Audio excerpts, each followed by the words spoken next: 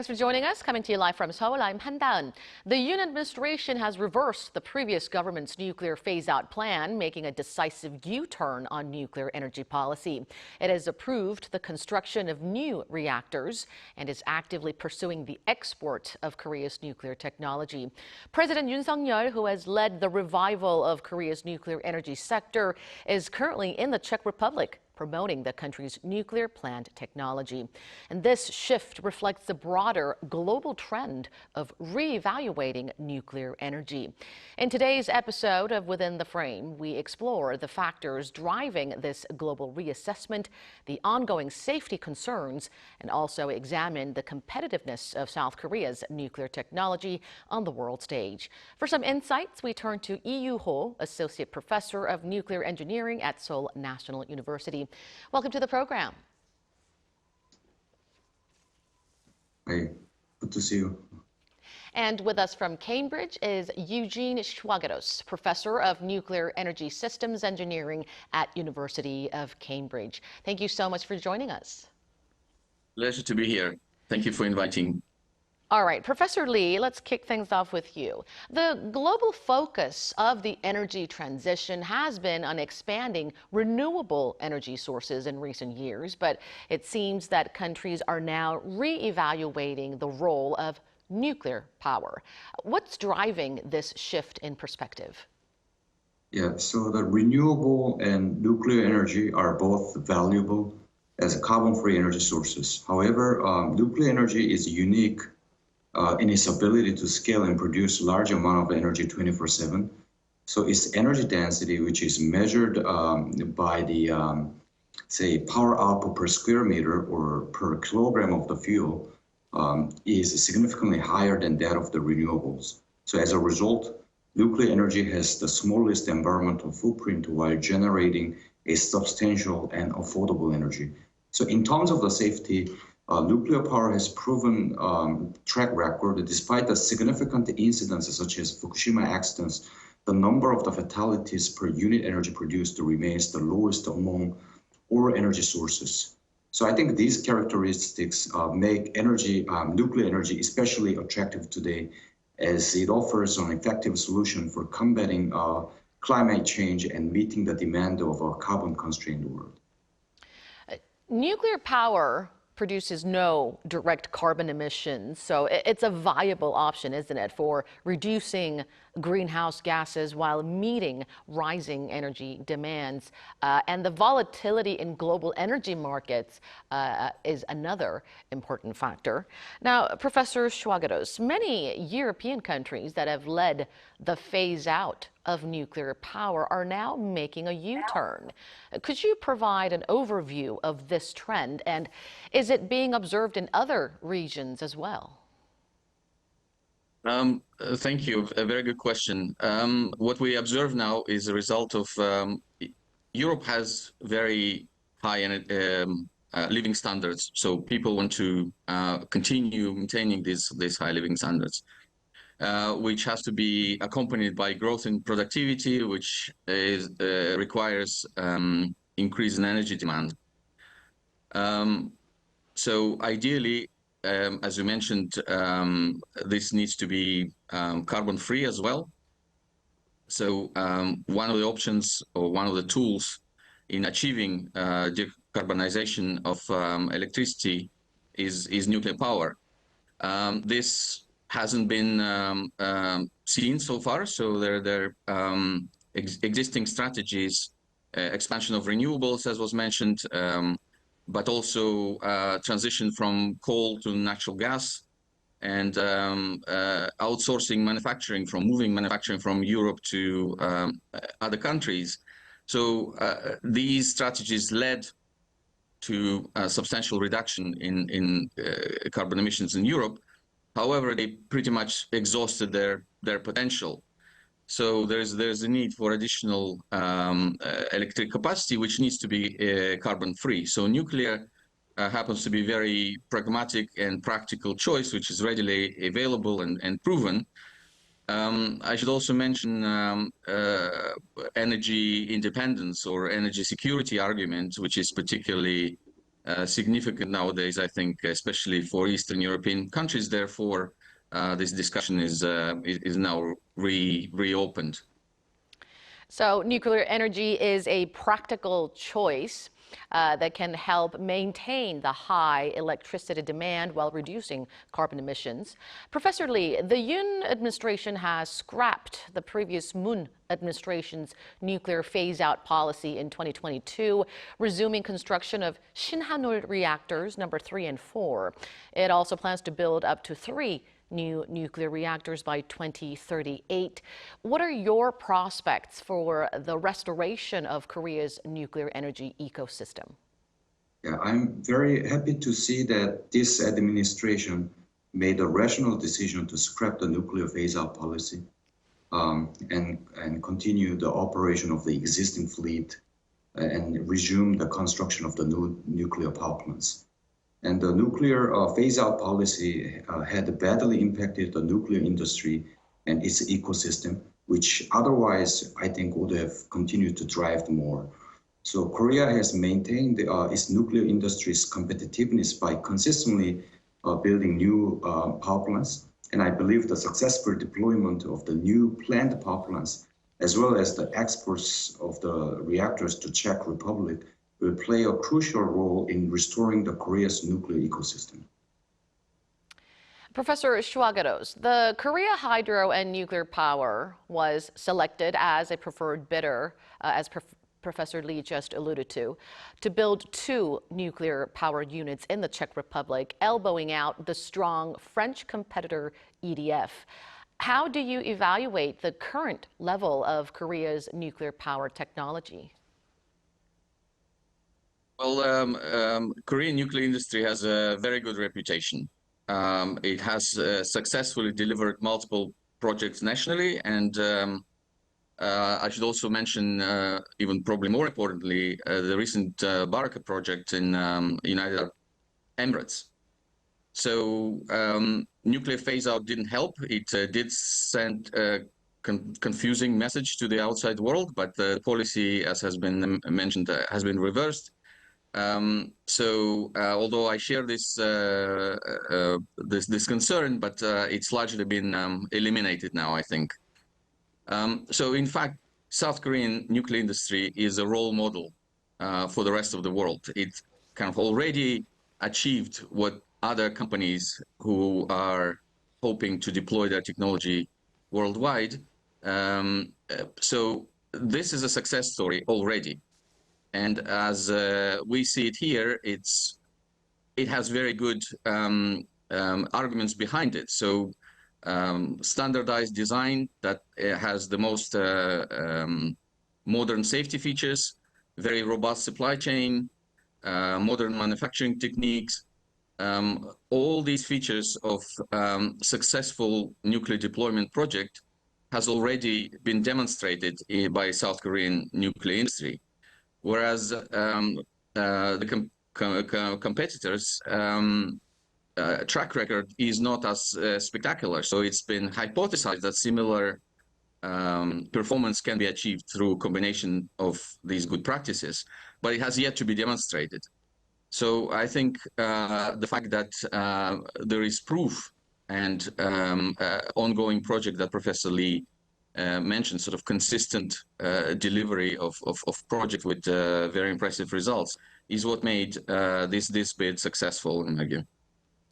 South Korea's nuclear power technology has been recognized for its competitiveness on the global stage with several key strengths that include proven track record, as you mentioned, like the project in the UAE, and cost efficiency as well. But some claim that not all of the technology is owned by South Korea. Professor Lee, U.S.-based energy firm Westinghouse and France's EDF both appealed the Czech government's selection of KHNP as the preferred bidder. What are the key points of legal contention? And in your view, would it have a significant impact on Korea's efforts to finalize the deal? First of all, I think these appeals, on the other hand, highlight the significance of the Korean tender and at the same time demonstrate how major players in the Western world perceive the global rise of the Korean nuclear industry as a competitive threat.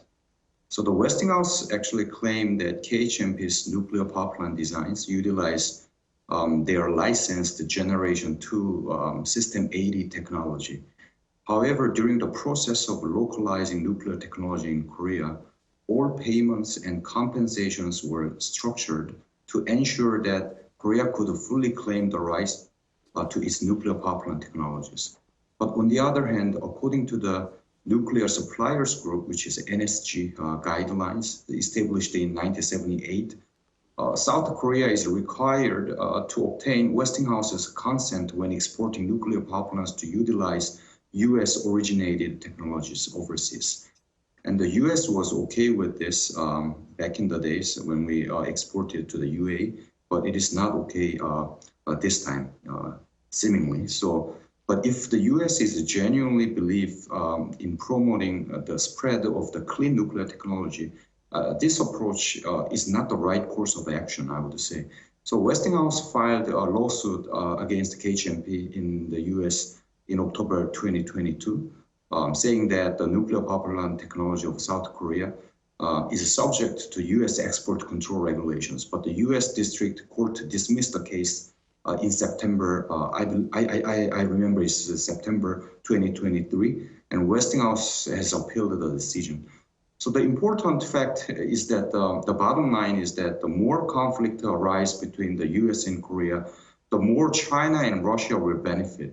So as traditional allies, the Korea and the US should seek ways to cooperate and ensure that we can capitalize on even greater opportunities in the future. I believe that I'm very positive that this issue will be resolved, and South Korea government is expected to send the delegations to negotiate with the Westinghouse as it seeks to resolve the dispute by making a Westinghouse involved in the project one way or another. I think that could be a very good argument to perhaps convince both the U.S. government and the Westinghouse. And both President Yoon and Czech President Pavel have voiced optimism about the mega nuclear power plant deal, so we'll see how things pan out.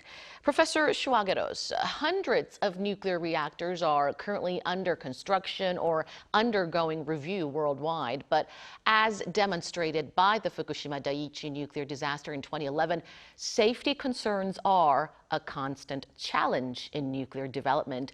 What are your primary concerns regarding these issues? I think nuclear industry has come a long way and learned a great deal of lessons from previous accidents or near accidents. It's also unique in a sense that it recognizes the fact that no matter where accident happens, it poses both financial and reputational risk to global nuclear industry. Therefore, it's in everyone's sort of communal interest to embrace and share best practices in both design and operation of nuclear reactors. Reactors we build today are orders of magnitude safer than they used to be 30 years ago. Maybe additional point is that nuclear accidents are obviously never a good idea, but they do happen evidently. So it's very important to appraise the risks, environmental risks and health risks from potential contamination or radioactive releases from those accidents in a rational way. Unfortunately, the nuclear accidents perceived by general public as apocalyptic, whereas even the most severe ones are nowhere near that. So there are very few, on the order of 100 fatalities from Chernobyl accident. In Fukushima, radiation-related deaths are 0. And it has been shown already that the reaction to Fukushima accident was disproportionate. So what I mean is evacuation order that was in place was unnecessary and caused more damage to people than good. So these kind of practices need to stop. That's my main concern, I think. And amid ongoing safety concerns, Professor Lee, small modular reactors, or SMRs, have emerged as a potentially safer option for nuclear power generation. How do they operate? And where does Korea stand in SMR technology? So small modular reactors, SMRs, are a class of nuclear fission reactors that are smaller in size and power outputs compared to the traditional nuclear power plants. And it produces typically less than 300 megawatts of electricity.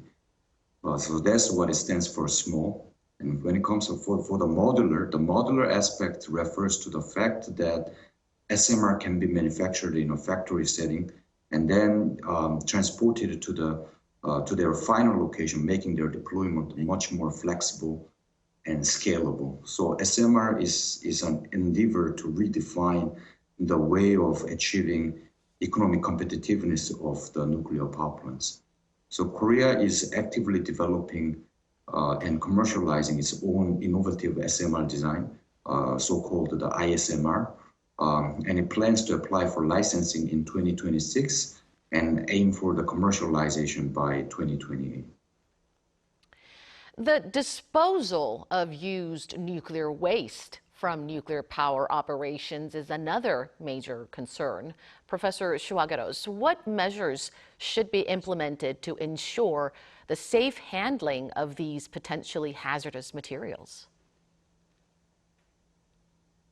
This is another example where reality and perception of reality are very far apart. Maybe surprisingly to many, but commercial nuclear fuel is surprisingly cheap and safe to manage. Its quantities are minuscule, and fraction of costs in total cost of electricity, the fraction of cost that is dedicated to waste management is also extremely small. It's practically invisible in your electricity bill. And another underappreciated feature is that there is a lot of stored energy remains in used nuclear fuel. So if society one day decides that it's actually an energy source rather than waste, then storing existing nuclear waste from commercial nuclear power in near-surface facilities, which, as I said, is extremely cheap and safe, it gives the society optionality for having this energy source for the future. If we do decide to have ultimate disposal of spent nuclear fuel, then there are proven solutions to place spent fuel in geological formations, which are stable. There's plenty of them. They're everywhere. There's very strong and convincing scientific basis for ensuring that the geology itself will provide sufficient immobilization barrier for radioactive isotopes from spreading around, even if the barriers that we engineer eventually degrade. Public opposition to citing such repositories has been mentioned many times as an unsurmountable barrier. So I would argue this is not unsurmountable. These things have been done before. So notably Sweden, Finland, and France have all been able to find suitable sites, and with local population consent, managed to establish their waste management policies and set up these geological repositories, which are on various stages of preparation at the moment, the most advanced being Finland. So I don't view nuclear waste as a showstopper for deployment of nuclear power globally. I think you raise an interesting point that handling nuclear waste could be much simpler and easier than one would think. But I do have to point out that the debate rages on whether we can call nuclear energy clean or not. But what we know for sure is that we're going to need stringent measures, long-term solutions, and innovative technology to enhance the safety of nuclear power generation. Thank you, Professor SHWAGERAUS and Professor Lee, for your insights tonight. Thank you for having me.